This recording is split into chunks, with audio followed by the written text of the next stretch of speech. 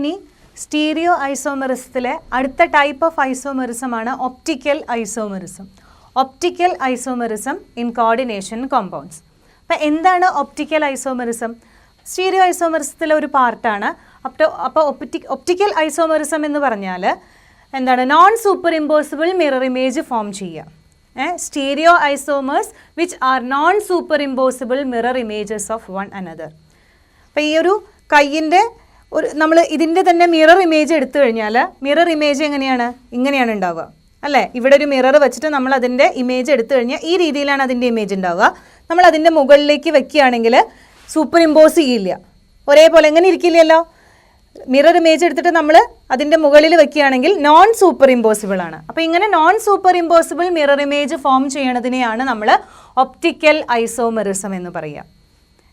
ഈ optical isomerism തന്നെ 2 type ഉണ്ട്.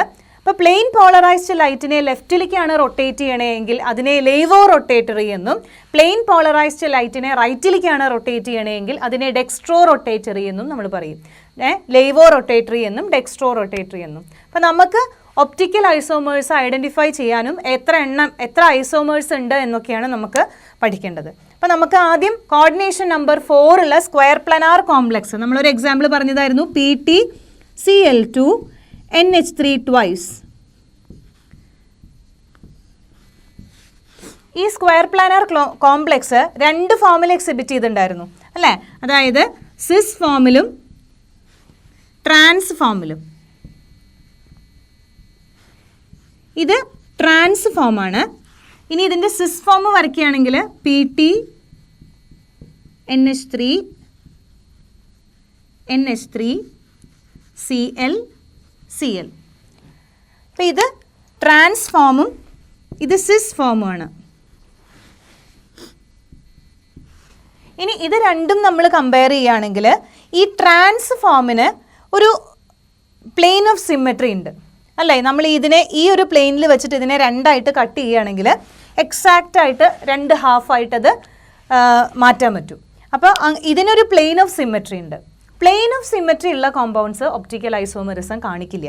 അപ്പോൾ ട്രാൻസ്ഫോം എന്ന് പറയുന്നത് ഒപ്റ്റിക്കലി ഇനാക്റ്റീവ് ആണ്. Transform is optically inactive. ഇനി ഈ സിസ് ഫോം നോക്കിയാലോ, സിസ് ഫോമിനെ ഇങ്ങനെ കട്ട് ചെയ്താലും ഒന്നും പ്ലെയിൻ ഓഫ് സിമെട്രി ഇല്ല. അപ്പോൾ സിസ് ഫോം എന്ന് പറയുന്നത് ഒപ്റ്റിക്കലി ആക്റ്റീവ് ആണ്. ഇതിൻ്റെ ഒപ്റ്റിക്കൽ ആക്റ്റീവ് ഫോം നമ്മൾ വരയ്ക്കുകയാണെങ്കിൽ ഇതിനെ നമ്മൾ ഈ ഒരു പ്ലെയിനിൽ വെച്ചിട്ടൊന്ന് റൊട്ടേറ്റ് ചെയ്തു. ആ റൊട്ടേറ്റ് ചെയ്തിട്ട് നമുക്ക് കിട്ടുന്നതാണ് അതിൻ്റെ മിറർ ഇമേജ്. ഇവിടെ റൊട്ടേറ്റ് ചെയ്യുമ്പോൾ ഈ ഒരു പ്ലെയിനിൽ വെച്ചിട്ട് ഇതിനെ ജസ്റ്റ് ഒന്ന് ഇങ്ങനെ റൊട്ടേറ്റ് ചെയ്യാം. അപ്പോൾ NH3 മുകളിലേക്ക് വരും, ഈ Cl താഴത്തേക്ക് പോവും.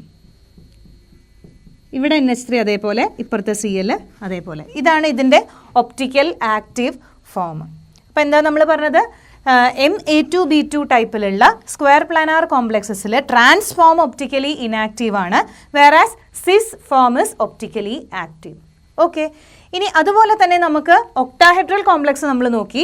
ഒക്ടാഹെഡ്രൽ കോംപ്ലക്സിൽ നമ്മൾ ഏത് ഫോമാണ്? ഒക്ടാഹെഡ്രൽ കോംപ്ലക്സിൻ്റെ ഒപ്റ്റിക്കൽ ഐസോമെറിസം അല്ലെങ്കിൽ ഒപ്റ്റിക്കൽ ആക്ടിവിറ്റി നമുക്ക് നോക്കാം. ഒക്ടാഹെഡ്രൽ കോംപ്ലക്സസിൻ്റെ ഒപ്റ്റിക്കൽ ആക്ടിവിറ്റി. അപ്പം അതിന് നമ്മളൊരു എക്സാമ്പിൾ എടുക്കുകയാണെങ്കിൽ COEN ത്രൈസ് 3+ എന്നുള്ളൊരു കോമ്പൗണ്ട് എടുക്കാം. COEN thrice 3+. അപ്പോൾ EN എന്ന് പറയുന്നത് ഈഥേൻ 1,2 ഡൈഅമീൻ ആണ്. CO എത്തിലീൻ ഡൈഅമീനെ നമുക്ക് സിംപ്ലി ഇങ്ങനെ എഴുതാം. ഇങ്ങനെയാണ് നമ്മൾ റെപ്രസെൻ്റ് ചെയ്യുക. മുഴുവനും നമ്മൾ ആ സ്ട്രക്ചർ എഴുതലില്ല, ഇങ്ങനെ നമ്മൾ റെപ്രസെൻ്റ് ചെയ്യും. ഇപ്പം ഇതിൻ്റെ ഈ ഒരു പ്ലെയിനിൽ വെച്ചിട്ട് നമ്മൾ അതിനെ റിഫ്ലക്റ്റ് ചെയ്തു, അല്ലെങ്കിൽ അതിൻ്റെ മിറർ ഇമേജ്, ഇവിടെ ഒരു മിറർ വെച്ചിട്ട് അതിൻ്റെ മിറർ ഇമേജ് എടുത്തു. മിറർ ഇമേജ് എടുക്കുമ്പോൾ എങ്ങനെയാണ് മിറർ ഇമേജ് കിട്ടുക? ഇത് ഇവിടേക്ക് വരും, ഇത് ഇങ്ങോട്ട് പോവും അല്ലേ? ഇനി ഇതിൻ്റെ മുകളിലേക്ക് കയറ്റി വെക്കുമ്പോൾ അത് സൂപ്പർ ഇമ്പോസ് ചെയ്യുന്നുണ്ടോ? ഇല്ല. അപ്പോൾ ഇത് ഒപ്റ്റിക്കൽ ആക്ടിവിറ്റി കാണിക്കും. COEN ത്രൈസ് 3+ എന്നത് ഒപ്റ്റിക്കൽ ആക്ടിവിറ്റി കാണിക്കും. അപ്പോൾ അത് ചാർജ്ഡ് ആണെന്നുള്ളത് കാണിക്കാൻ വേണ്ടിയിട്ട് നമ്മൾ മുകളിൽ ഇങ്ങനെ റെപ്രസെൻ്റ് ചെയ്യലുണ്ട്. അപ്പോൾ COEN ത്രൈസ് 3+ എന്ന് പറയുന്ന ഈ ഒരു ഫോമിൽ വരുന്ന coordination compounds, octahedral compounds optical activity കാണിക്കും. ഇനി അതിന് പകരം വേറൊരു എക്സാമ്പിൾ നമ്മൾ നോക്കുകയാണെങ്കിൽ PTEN2Cl2 2+. ഈ ഒരു ടൈപ്പ് കോർഡിനേഷൻ കോമ്പൗണ്ട് നമ്മൾ നോക്കുകയാണെങ്കിൽ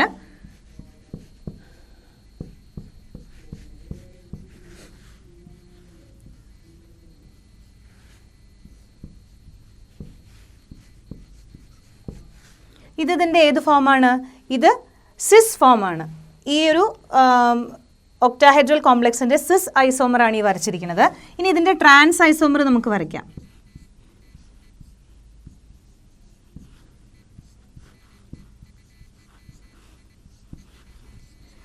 ഇതിൻ്റെ ട്രാൻസ് ഐസോമറാണ്. ഈ സിസ് ഫോമും ട്രാൻസ് ഫോമും കമ്പയർ ചെയ്യുകയാണെങ്കിൽ ട്രാൻസ് ഫോമിന് ഒരു പ്ലെയിൻ ഓഫ് സിമെട്രി ഉണ്ട്. അപ്പോൾ അതുകൊണ്ട് ട്രാൻസ് ഫോം എന്ന് പറയുന്നത് എന്താണ്? ഒപ്റ്റിക്കലി ഇനാക്റ്റീവ് ആണ്. ട്രാൻസ് ഫോം എന്ന് പറയുന്നത് ഒപ്റ്റിക്കലി ഇനാക്റ്റീവ് ആണ്. ഇനി സിസ് ഫോം നോക്കിക്കഴിഞ്ഞാൽ സിസ് ഫോമിനെ നമ്മൾ മിറർ ഇമേജ് എടുത്തു. മിറർ ഇമേജ് എടുക്കുമ്പോൾ മിറർ ഇമേജ് ഫോം ചെയ്യും. അതെങ്ങനെയാണ് മിറർ ഇമേജ് കിട്ടുക? ഈ ഒരു പ്ലെയിനിൽ വെച്ചിട്ടാണ് നമ്മൾ റിഫ്ലക്റ്റ് ചെയ്യണമെങ്കിൽ അതിൻ്റെ മിറർ ഇമേജ് ഈ രീതിയിലാണ് നമുക്ക് കിട്ടുക. അപ്പോൾ അത് ഒപ്റ്റിക്കൽ ആക്ടിവിറ്റി കാണിക്കുന്നുണ്ട്. ഓക്കെ, അപ്പോൾ non super impossible mirror image ആണ് ഫോം ചെയ്യുക, ഒപ്റ്റിക്കൽ ആക്ടിവിറ്റി കാണിക്കും. ഇനി ഇതിന് പകരം ഒരു EN മാറ്റിയിട്ട് ഇപ്പുറത്ത് ബാക്കി എന്താ പറയുക Cl വരുന്ന ഈ ഒരു ടൈപ്പ് കോമ്പൗണ്ട്, എക്സാമ്പിളായിട്ട് PTENCl2NO2 ട്വൈസ്. ഈ ഫോമിൽ വരുന്ന കോമ്പൗണ്ട്സ് ആണെങ്കിലും അല്ലെങ്കിൽ NO2 പകരം NO2 NH3 എടുക്കാം നമുക്ക്. NH3 twice. ഈ ഒരു ഫോമിൽ വരുന്ന കോമ്പൗണ്ട്സ് ആണെങ്കിലും ഇത് ഒപ്റ്റിക്കൽ ആക്ടിവിറ്റി കാണിക്കും. സിസ് ഫോമിലും ട്രാൻസ് ഫോമിലും ഉള്ള കോമ്പൗണ്ട്സ് എക്സാമ്പിളായിട്ട് നോക്കാം. ഇവിടെ നോക്കൂ, NH3 Cl En. ഇതിൻ്റെ മിറർ ഇമേജ് എടുത്തു കഴിഞ്ഞാൽ നമുക്ക് എങ്ങനെയാണ് കിട്ടുക? PT ഇതിങ്ങോട്ട് വരും. ഇവിടെ വെച്ചിട്ടാണ് നമ്മളതിനെ റിഫ്ലക്റ്റ് ചെയ്യണമെങ്കിൽ Cl ഇവിടേക്ക് വന്നു, NH3 ഇവിടെ, NH3 ഇവിടെ, ഈ റിങ് ഇപ്പുറത്തേക്ക് വരും. അപ്പോൾ ഇത് ഒപ്റ്റിക്കൽ ആക്ടിവിറ്റി കാണിക്കും. അപ്പോൾ ഏതൊക്കെ ഫോമുകളാണ്? COEN ത്രൈസ് 3+ എന്നുള്ള ഒക്ടാഹെഡ്രൽ കോംപ്ലക്സ്, അതിൽ ഒപ്റ്റിക്കൽ ആക്ടിവിറ്റി കാണിക്കുന്നുണ്ട്. അതുപോലെ PTEN2Cl2 2+ എന്ന് പറയുന്ന ഈ ഒരു കോംപ്ലക്സ്, ഇതിൽ ട്രാൻസ്ഫോം ഒപ്റ്റിക്കലി ആക്റ്റീവ് അല്ല, but cis form is optically active. അതുപോലെ തന്നെ ഈ ഒരു കോംപ്ലക്സും ഒപ്റ്റിക്കൽ ആക്ടിവിറ്റി കാണിക്കുന്നുണ്ട്. അപ്പോൾ നമുക്ക് ഒപ്റ്റിക്കൽ ആക്ടിവിറ്റി കാണിക്കുന്നതിനെ നമുക്ക് എക്സ്പ്ലെയിൻ ചെയ്യാൻ വേണ്ടിയിട്ട്, അല്ലെങ്കിൽ ഒപ്റ്റിക്കലി ആക്റ്റീവ് ആണോ എന്നറിയാൻ വേണ്ടിയിട്ട് അതിൽ പ്ലെയിൻ ഓഫ് സിമെട്രി ഉണ്ടോ എന്ന് നോക്കിയാൽ മതി. അപ്പോൾ നമുക്കൊരു കോമ്പൗണ്ട് തരും, ആ കോമ്പൗണ്ടിൻ്റെ ഐസോമർ ഐഡൻറ്റിഫൈ ചെയ്തിട്ട് അതിൽ ഒപ്റ്റിക്കൽ ആക്ടിവിറ്റി ഉണ്ടോ എന്ന് കണ്ടുപിടിക്കാനാവും നിങ്ങളോട് ചോദിക്കുക. അപ്പോൾ അങ്ങനെ ചോദ്യം വരുമ്പോൾ ഈ ഒരു ഇതാണെങ്കിൽ ഈ ഒരു കോംപ്ലക്സ് ആണ് എക്സാമ്പിളായിട്ട് തന്നെങ്കിൽ അതിൻ്റെ സിസ് ഫോമും ട്രാൻസ് ഫോമും നമ്മൾ വരച്ച് നോക്കണം. എന്നിട്ട് ഏതിനാണ് പ്ലെയിൻ ഓഫ് സിമെട്രി ഉള്ളതെന്ന് മനസ്സിലാവും നമുക്ക്. അപ്പോൾ ട്രാൻസിന് പ്ലെയിൻ ഓഫ് സിമെട്രി ഉണ്ട്, ഒപ്റ്റിക്കലി ആക്റ്റീവ് അല്ല. സിസ് ഫോമാണ് ഒപ്റ്റിക്കലി ആക്റ്റീവ്, 2 ഐസോമേഴ്സ് ഫോം ചെയ്യും.